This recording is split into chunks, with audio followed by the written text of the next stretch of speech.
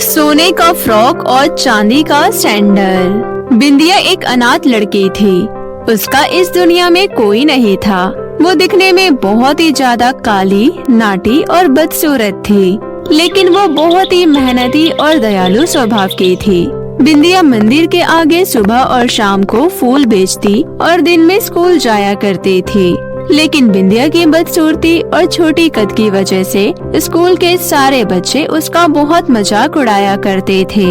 Class में तो teacher के डर से सब शांत रहते थे, लेकिन बाहर आते ही बिंदिया को सब काली नाटी कहकर खूब चिढ़ाते थे, जिस वजह से बिंदिया अक्सर उदास रहा करती थी।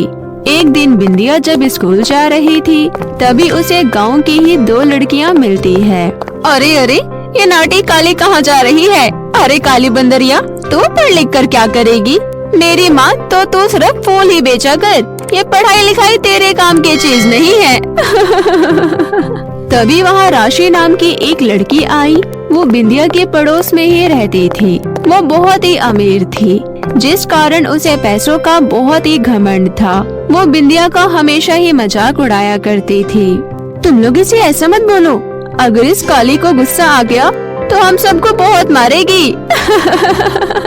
ए नाटी, हमें मारेगी? अरे इसने अपनी साइज देखी है क्या? इतनी सी तो है ही, एक हाथ में धूल चढ़ती फिरेगी, आई बड़ी हमें मारने वाली। ये सुनकर सभी हंसने लगते हैं। ये सब देखकर बिंदिया को बहुत बुरा लगता है। वो रोते हुए घर चली जाती है। भगवान जी, आपने मुझे ऐसा क्यों बनाया है? अब मैं काली और छोटी हूँ तो इसमें मेरी क्या गलती है? आखिर क्यों? क्या मेरा जीने का हक नहीं है? क्या मैं बाकी लड़कियों की तरह हंस नहीं सकती, स्कूल नहीं जा सकती?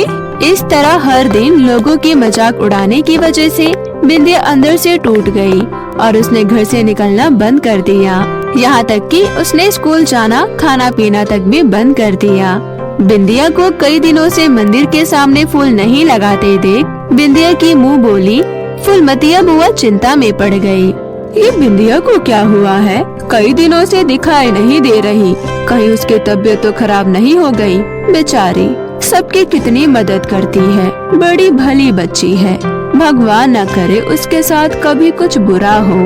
ये सोचकर बुआ बिंदिया से मिलने उसके घर आती है और बिंदिया को बहुत उदास देखती है तो उसके सिर पर प्यार से हाथ फेरते हुए बोलती है, क्या हुआ बिंदिया बेटा?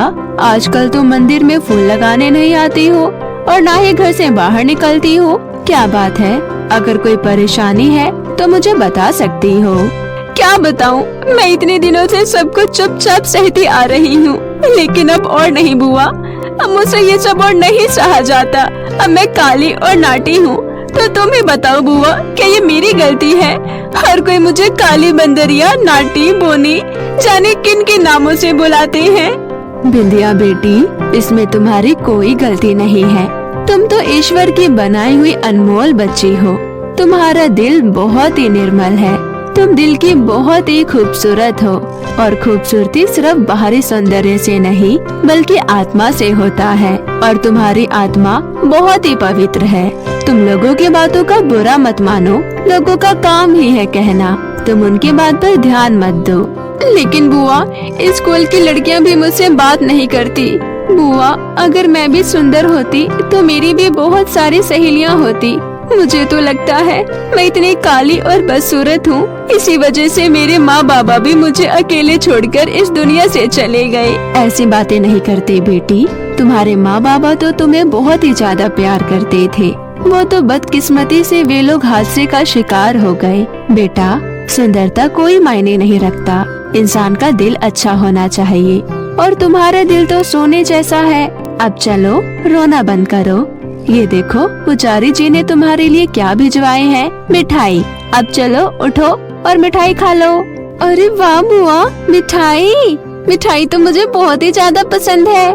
बुआ, अगले हफ्ते मंदिर में पूजा है, मेरे पास एक भी नए कपड़े नहीं है। मैं सोच रही हूँ इस बार अपने साथ गांव के कुछ गरीब लोगों के लिए भी नए कपड़े ले आऊं। अरे वाह, इससे अच्छी कोई बात हो ही नहीं सकती बेटा। ऐसे ही खुश रहो और खुशियाँ बांटते रहा करो बेटा। अब मैं चलती हूँ, अपना ध्यान रखना।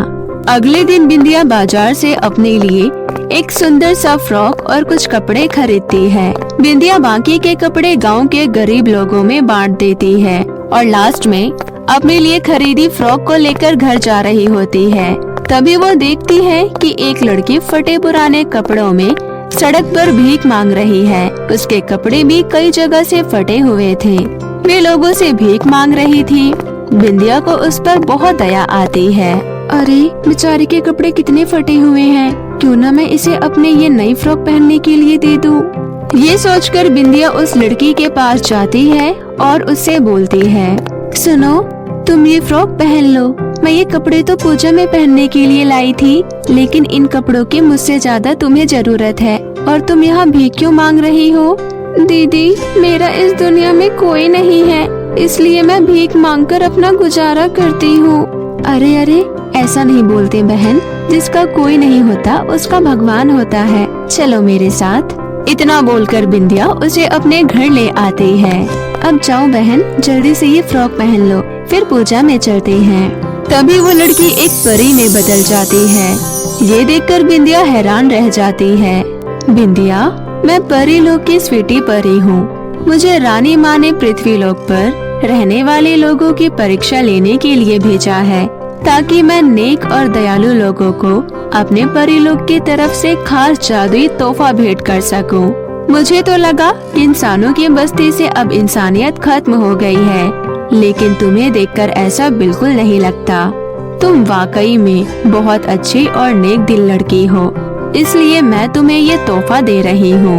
इतना कहते ही परी अपनी जादुई छड़ी से एक सोने का फ्रॉक और चांदी की सैंडल प्रकट करती है। ये लो बिंदिया, ये सोने का फ्रॉक और चांदी का सैंडल तुम्हारे लिए। इस फ्रॉक और सैंडल को पहनते ही तुम्हारी सारी परेशानी खत्म हो जाएगी और तुम्हें कभी भी किसी चीज की जरूरत हो तो इस फ्रॉक को पहनकर मांग लेना, तुम्हारी हर इच्छा पूरी होगी। बिंदिया जादुई सोने का फ्रॉक और सैंडल पाकर बहुत ही ज्यादा खुश होती है और परी का धन्यवाद करती है और फिर परी वहाँ से गायब हो जाती है। बिंदिया खुशी खुशी जादुई सोने का फ्रॉक और चांदी का सैंडल पहनती है। फ्रॉक पहनते ही बिंदिया बहुत ही खूबसूरत लड़की में बदल जाती है और सैंडल पहनते ही उसकी हाइट भी बढ़ जाती है। ये देखकर बिंदिया बहुत ही ज्यादा खुश होती है। थैंक यू परी जी, मुझे इतना सुंदर बनाने के लिए। बिंदिया खुशी खुशी फूलमतिया बुआ के पास गई। बुआ, मैं कैसी लग रही हूँ? अरे बिंदिया बेटी, तुम तो बिल्कुल राजकुमारी लग रही हो। ये तुम्हारा रंग रूप अचानक कैसे बदल गया? ये सब परी का दिया हुआ जादुई सोने का फ्रॉक और चांदी के सैंडल का कमाल है। देखो ना बुआ, इसे पहनते ही मैं कितनी सुंदर हो गई और साथ ही मेरा कद भी बढ़ गया। धन्य है भगवान, तो किसी न किसी रूप में भला करने वाले का भला करने आ ही जाता है। ऐसे ही कुछ दिन बीत गया। अब धीरे धीरे बिंदिया के घर की सारी परेशानी और गरीबी दूर हो गई। अब उसे जो भी चाहिए होता वो जादुई सोने का फ्रॉक और चांदी के सैंडल से मांग लेती थी। साथ ही बिंदिया गरीब और जरूरतमंद लोगों की मदद भी करने लगी। एक दिन की बात है, वो गरीबों को खाना और कपड़े बांट रही थी। तभी वहाँ पर राशि अपने कुछ सहेलियों के साथ आई और बिंदिया का ऐसा रंग रूप देखकर राशि बहुत बुरी तरीके से जल भुन गई। ये काली कलूटी नौटी भैंसी इतनी सुंदर कैसे हो गई? कल तक तो इसके पास खुद के खाने के लिए भी पैसे नहीं थे और आज महारानी गरीबों को खुद खाना खिला रही है। आखिर इसके पास इतने सारे पैसे कहाँ से आए? मुझे पता तो लगाना होगा। राशि इस सच्चाई का पता लगाने के लिए चोरी छुपे बिंदिया पर नजर रखने लगी और आखिरकार राशि को जादुई सोने के फ्रॉक और चांदी के सैंडल के बारे में पता चल ही गया। अच्छा, तो ये सब इस जादुई सोने की फ्रॉक और चांदी के सैंडल की वजह से ही इतना ज्यादा हवा में उड़ रही है। मैं ये जादुई फ्रॉक और सैंडल इस मनुष्य से छीन कर रहूंगी। फिर उसी रात राशि जादुई फ्रॉक और सैंडल को चुराने के बहाने से दबे पांव उसके घर पहुंच जाती है और जादुई सोने के फ्रॉक और सैंडल को चुराकर अपने साथ अपने घर ले आती है और घर आकर वो उस जादुई सोने के फ्रॉक और सैंडल से बोलती है, जादुई फ्रॉक और सैंडल, मुझे ढेर सारा रुपया दो। राशि के इतना कहते ही उस जादुई फ्रॉक और सैंडल में से रुपयों पैसों की जगह सांप और बिच्छू निकलने लगते हैं। ये देखकर राशि बहुत ज्यादा डर गई और गुस्से से बोली, अरे ये क्या? ये फ्रॉक और सैंडल तो मेरे किसी काम का नहीं है। ये तो पैसे देने की जगह सांप और बिच्छू दे रही है। मैं एक काम करती हूँ, इस फ्रॉक और सैंडल को यहीं जला देती हूँ। राशि जैसे ही उस फ्रॉक और सैंडल को जलाने की कोशिश करती है, वैसे ही वो फ्रॉक और सैंडल एक विशाल रूप ले लेता है। ए लड़की, तुम मुझे जलाना चाहती है? आज तुम मेरे हाथों से नहीं बचोगी। मैंने आज तक तुझ जैसी लालची और घमंडी लड़की नहीं देखी। मैं तुम्हें नहीं छोड़ूंगी। अरे नहीं नहीं, मुझे माफ कर दो। मैं तो बस बिंदिया से बदला लेना चाहती थी। मैं तुझे नहीं छोड़ूंगी। तुझे इसकी सजा जरूर मिलेगी। इतना बोलकर जादुई सोने के फ्रॉक ने राशि को एक आँख से हमेशा के लिए अंधा बना दिया। जब तू अपने इन दोनों आँखों से किसी की अच्छाई नहीं देख सकती, तो तेरे लिए एक ही आँख काफी है, समझी? आइंदा से किसी को भी परेशान किया तो मुझसे बुरा कोई नहीं होगा। अभी तो सिर्फ मैंने तुम्हारी एक आँख फोड़ी है, बाद में दोनों ही फोड़ दूंगी। इतना बोलकर वो जादुई फ्रॉक और सैंडल बिंदिया के पास वापस चली जाती है। राशि उस दिन के बाद से पूरी तरह सुधर गई। अब वो कभी किसी को परेशान नहीं करती थी और बिंदिया अपने जादुई फ्रॉक और सैंडल के साथ हंसी खुशी रहने लगी। तो मेरे प्यारे दोस्तों, कैसी लगी आपको हमारी ये कहानी? हमें कमेंट करके जरूर बताएं और इसे अपने दोस्तों के साथ भी शेयर करें। और हाँ दोस्तों, अगर आपने अब तक हमारे चैनल चंदा टीवी को सब्सक्राइब नहीं किया है, तो प्लीज जल्दी से नीचे लाल बटन दबाकर अभी कर लें, ताकि आपको ऐसी ही और नई नई मजेदार कहानियाँ देखने को मिलती रहे। बाय बाय दोस्तों।